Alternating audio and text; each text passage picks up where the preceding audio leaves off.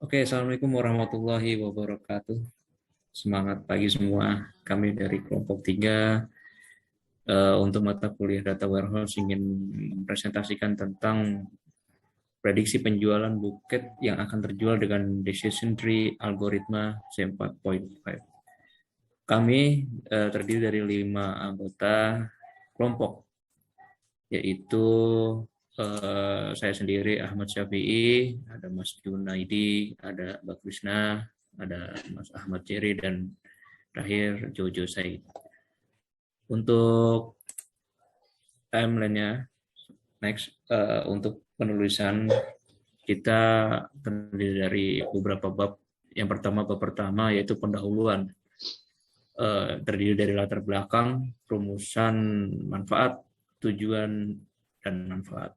Untuk bab kedua yaitu tinjauan pustaka, terdiri dari analisa data, knowledge delivery, dan data mining. Untuk bab 3 yaitu analisa dan pembahasan, terdiri dari klasifikasi, pohon keputusan, algoritma C4.5, dan raminernya. Dan terakhir ditutup dengan kesimpulan. Next. Untuk bab 1, latar belakang masalah di perkembangan teknologi informasi yang semakin canggih saat ini memang untuk memasukkan banyak tumpukan data. Pertama, data yang semakin banyak akan menimbulkan pertanyaan besar, yaitu apa yang dapat dilakukan dari tumpukan data tersebut. Untuk menjawab pertanyaan tersebut, dapat diterapkan sebuah teknologi basis data yang dikenal dengan data mining. Data mining dapat diterapkan untuk menggali nilai tambah dari suatu kumpulan data berupa pengetahuan yang selama ini tidak diketahui secara manual. Terdapat beberapa teknik yang digunakan dalam data mining. Kami dari kelompok 3 menggunakan teknik data mining classification, yaitu diantaranya klasifikasi algoritma C4.5. Next. Untuk selanjutnya saya serahkan Mas Junaidi. Di sini saya akan menjelaskan rumusan masalah, tujuan, dan manfaat. Pada penelitian ini akan menghitung jumlah penjualan buket setiap harinya dengan menggunakan algoritma dengan menganalisis jumlah atribut yang menjadi parameter untuk jenis buket, jenis bunga, ukuran, harga, jumlah, stok, dan status penjualan. Tujuan dari penulisan makalah ini ialah untuk memahami lebih jauh tentang data yang diamati dengan melakukan sebuah proses yang diharapkan bisa mengetahui atribut yang berguna pada tingkat penjualan buket. Manfaatnya adalah hasil dari penelitian memberikan manfaat dapat memperbaiki sistem yang digunakan dalam mencatat penjualan buket sehingga dapat meningkatkan kualitas atribut data yang digunakan dan dapat menjadi pengembangan untuk sistem kedepannya. Next. Bab kedua, tinjauan pustaka. 1. Analisis data. Dalam penelitian kualitatif dilakukan sejak sebelum memasuki lapangan, selama di lapangan, dan setelah selesai di lapangan.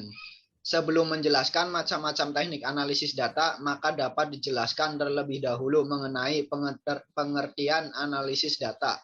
2. Knowledge Discovery in Database atau KDD, yaitu pemrosesan data yang dilakukan secara komputerisasi dalam berbagai bidang. Data yang dihasilkan tersebut merupakan tambang emas yang dapat diolah untuk mendapatkan pengetahuan. Data yang berskala besar tersebut dapat diolah dengan menggunakan teknologi data mining, yang merupakan salah satu tahapan dalam KDD.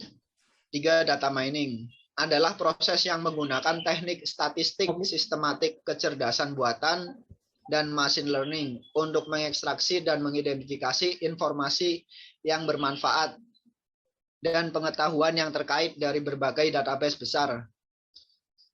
Diambil dari Mujib et al. 2013. Silakan Mas Jojo.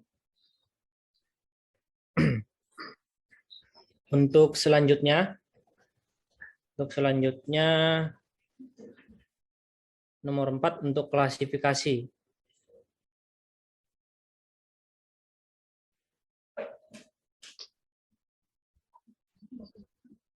Oke, 4 klasifikasi.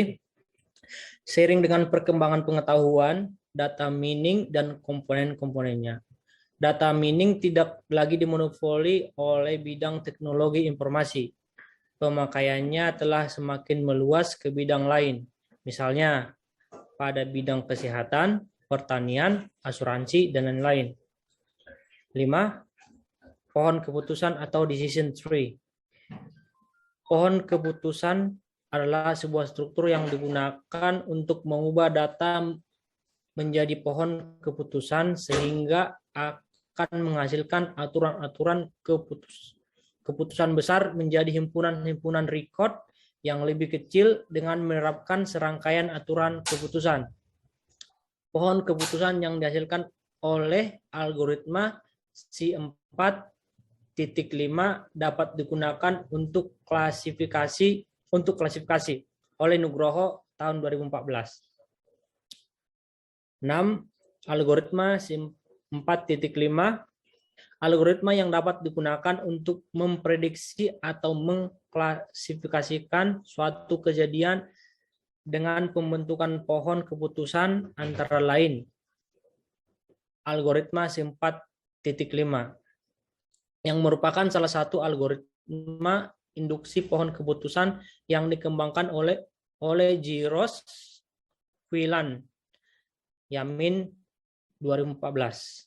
Algoritma C4.5 merupakan kelompok algoritma decision tree. Algoritma ini mempunyai input berupa training samples dan samples. Training samples merupakan data contoh yang digunakan untuk membangun sebuah tree yang telah diuji kebenarannya. Sedangkan samples merupakan field data yang digunakan sebagai parameter dalam klasifikasi data oleh Sujana 2010. Untuk softwarenya ada RapidMiner, di mana RapidMiner merupakan perangkat lunak yang bersifat terbuka atau open source. RapidMiner adalah sebuah solusi untuk melakukan analisa terhadap data mining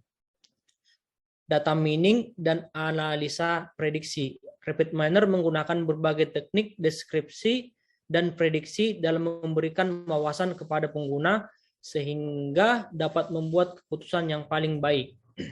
RapidMiner memiliki kurang lebih 500 operator data mining, termasuk operator untuk input, output, data processing, dan visualisasi. RapidMiner merupakan software yang berdiri sendiri oleh analisis data dan sebagai mesin data mining yang dapat diintegrasikan pada produknya sendiri.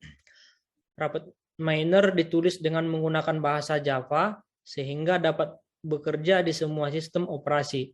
RapidMiner sebelumnya bernama Yale atau disebut dengan Yet Another Learning Environment, di mana versi awalnya mulai dikembangkan pada tahun 2001 oleh Ralph Klinkenberg dan Ingo Mershaw dan Simon Fisher di Artificial Intelligence, unit dari University Dartmouth.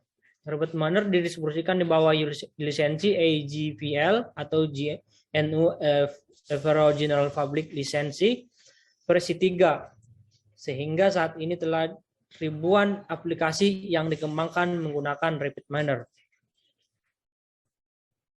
RapidMiner ini sebagai software open source untuk data mining tidak perlu diragukan lagi karena software ini sudah terkemuka di bumi di dunia, di seluruh dunia. Untuk slide selanjutnya saya serahkan ke Mbak Krisna untuk menjelaskan. Baik, di sini saya akan menjelaskan tentang analisa dan pembahasan tools yang kami pakai yaitu RapidMiner. Ini saya langsung ke RapidMiner-nya ya. Sebentar.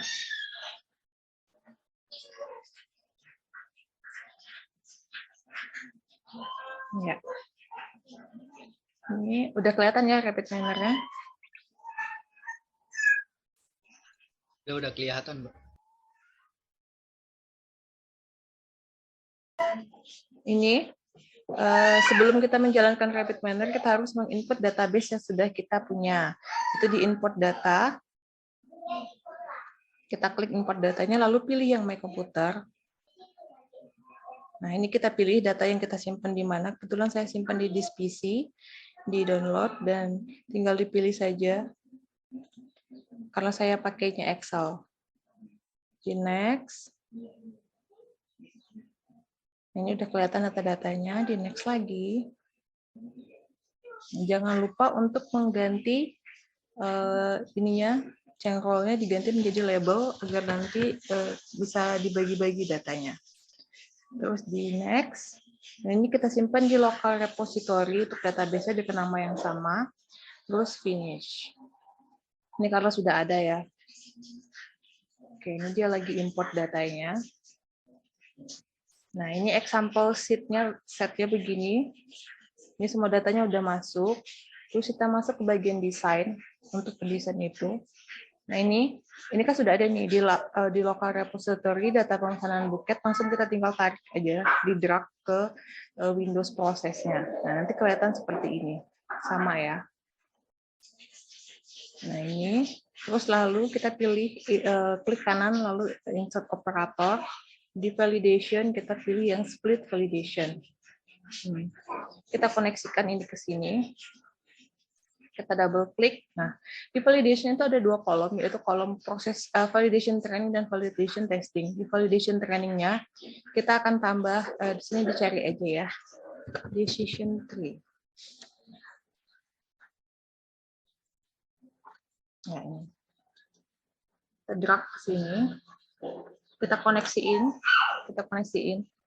sini training ini mode ke mode-nya juga. Jadi untuk sementara di testing kita bakal kasih operator yang namanya apply model. Apply model kita tarik di sini. Nah, ini kita koneksikan model testing ke apply model yang model. Nah, setelah itu kita cari juga operator yang namanya performance classification. Ini gunanya apa? Gunanya biar nanti data yang keluar itu akurat. Performance classification. Nah, ini. Lalu kita koneksikan ke sini, ke sini. Nah, ini sudah ini. Kita balik lagi ke proses. Nah, untuk yang ini, di validation-nya kita koneksikan. Ini kalau sudah ada di atas, jadi dia tidak mau. Ini sebagai contoh, ini mode ke sebelah sini, kita koneksikan semuanya. Terus ke sini, average juga kita koneksikan ke semua ke sini, biar nanti dia bisa di run. Ini kita delete aja. Ini udah terkoneksi semua seperti yang saya katakan tadi. Lalu tinggal kita run aja. Semoga tidak ada masalah ya. Sudah jalan.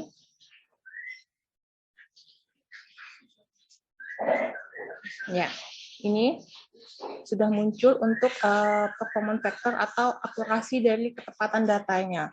Untuk penjualan yang terjualnya, ini akurat datanya 100% ya, cukup tinggi. Bukan cukup tinggi, memang sudah sangat tinggi. Terus nanti kita lihat juga decision tree-nya. Nah, ini karena memang datanya sedikit, maka data yang keluar juga sedikit. Ini untuk stok, tersedia, dan terjual. Sudah terjelas ya tersedianya dan terjual, warna merah. Lalu kita lihat di result history. Ini. Di decision tree kita juga bisa lihat di deskripsinya seperti ini. Tersedia 10, terjual 1. Atau stoknya 5, tersedia 0, terjualnya 10. Kita balik ke sini. Ini buat precision-nya juga sama 100%. Banget tuh. Silakan dibaca. Ya, monggo. Baiklah, kesimpulannya adalah hasil eksperimen dan evaluasi penelitian prediksi jumlah penjualan buket menggunakan algoritma C4.5 terbukti akurat. Terlihat dari hasil yang didapat yaitu sebesar nilai akurasi sebesar 100% dengan hasil terjual dengan tingkat diagnosa excellent classification. Ya, demikian presentasi dari kami kelompok 3. Ada kurang lebihnya kami mohon maaf. Terima kasih untuk Bapak dosen Pak Dede, pembimbing mata kuliah Data Warehouse. Terima kasih semuanya rekan-rekan. Thank you. Oke, terima kasih semua. Terima kasih. Thank you. Aku stop share ya.